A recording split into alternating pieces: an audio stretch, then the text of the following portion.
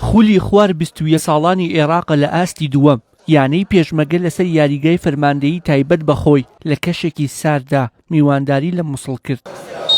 هەر لە سەرەتای یاریەکەوە کوڕانی شاری سلێمانی بە فشارکردن دەستیان پێکرد. دوای تێپەڕبوونی تەنیا 4 خولەک مستەفا عودەی گۆڵی یەکەم و پێشکەوتنی بۆ پێشمەرگە تۆمار کرد.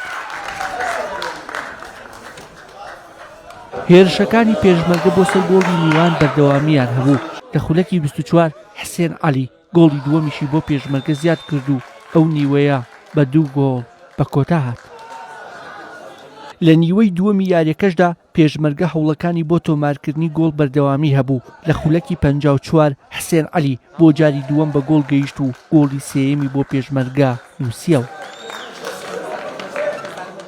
لە خولەکی 74 حارس عەبدولهادی دوای هاتنە ناوەی وەک یاریزانی یەدەک گۆڵی یەکەمی بۆ مووسڵ تۆمار کرد و جیاوازیەکەی بۆ 2 گۆڵ کەم کردەوە. بەڵام لە خولەکی 85 ئەرکیان قورس بوو. کاتێک ناوبژیوان گۆڵپارێزی تیپەکەی بە کارتی سوود کردە دەرەوە. پێش کۆتایی یاریەکەش سامی سەعید گۆڵی 4ەمی پێشمەرگەی تۆمار کرد. سەرەتا بە ناوی خوای گەورەوە لەگەڵ یانی مووسڵ یاریمانە بوو. سێمی ڕزبەندیەکە بوو. ڕۆ تیپەکەمان نەدایەکی زۆر باشی جێبەجێ کرد.